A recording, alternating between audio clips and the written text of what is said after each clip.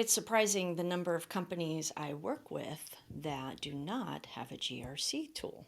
And I get asked that question. Do I need a GRC tool? Why do I need a GRC tool? Can't I just do all my policy and procedures in Word docs? And can't I just track all my controls and risk in Excel? I can do this. It's fine. I can put all my audit items on SharePoint, OneDrive, we're good. Yeah, well, it can be done. I obviously see it done all the time that way, sometimes by some very large companies. However, a GRC tool really is a great mechanism to add into your company really as early on as you can. And the marketplace has changed for GRC tools.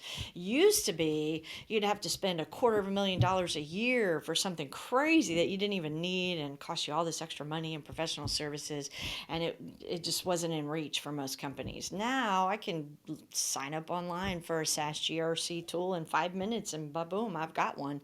And so it's pretty easy these days to go after a GRC platform. So it is something I recommend for every single company because it just helps you to run your programs well. It becomes the system of record, and so you know where to go. I can't tell you how many times in the audit cycle companies are trying to find emails, they're trying to find documents from 6 months ago, they're trying to find this, that, and the other. They figure out they didn't do something they should have done, so there's failures, unfortunately, that they don't even know about until audit time comes. And that's just completely the wrong way to do it, like not even close to the way you should be running your program.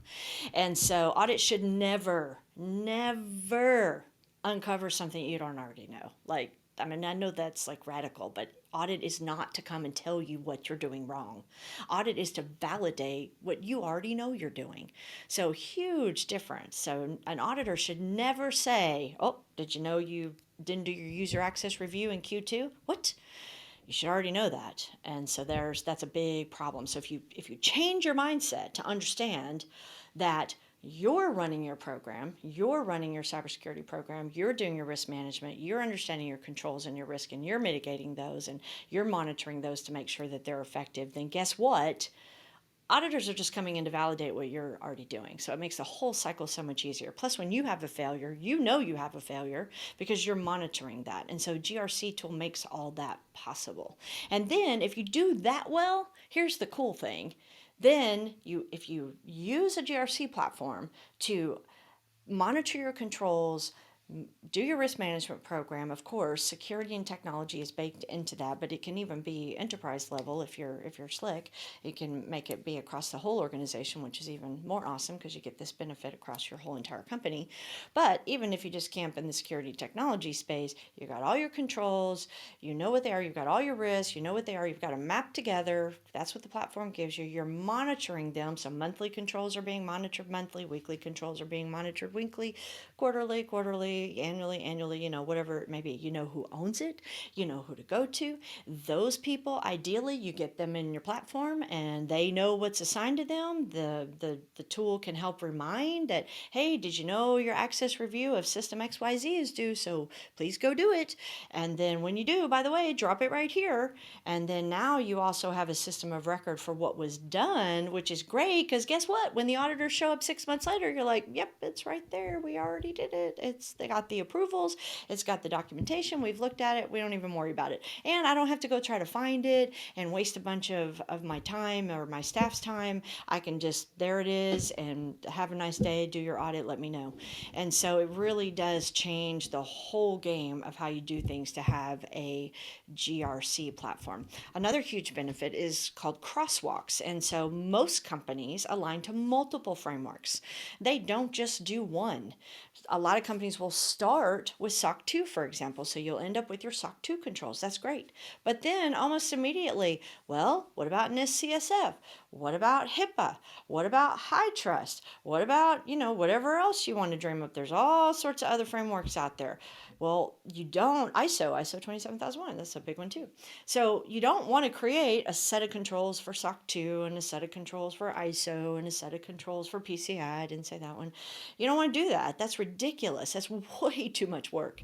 You want to create a single set of controls. It's called the control environment. Then you want to map those controls to the frameworks that they satisfy.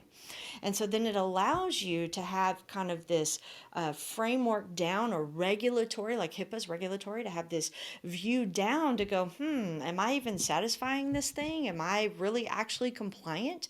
And then I can show it. I can show it to my board. I can show it to my CEO. I can communicate it. And if I'm not compliant, I can leverage that to get resources, to get priorities, maybe to get funding. So it's a huge help, because it can take people who are at those upper levels, that C-suite, who maybe don't understand one thing about what cybersecurity is and what all the pieces, parts of it, and if you can put it together in that kind of framework view from a top down, then they can see, oh yeah, you see this right here, we have a huge hole right here, we got to figure out how to deal with this. And so it can really help to visualize that and to show that approach. So it's great for the crosswalk, because a control often will satisfy multiple frameworks, and so you create your single unique set of controls, and then you map it or crosswalk it across the different frameworks that would be relevant to your company. And then that way you just manage your single set of controls, but you know how you are from a compliance standpoint for the other frameworks. And so it's fabulous at doing that. So there's so much capability. And then you're monitoring your controls in there. So let's say that Q2 access review was due, but so-and-so didn't do it. So he's late. Oh boy. Well, guess what? That flags a problem. Now I know my risk posture has changed because that control was not executed appropriately. Plus, I know I have an audit failure problem now. So that's a problem too. And so that allows me to remediate. And so that's the other great benefit of the GRC tools, is I can track all my remediation right there within the platform.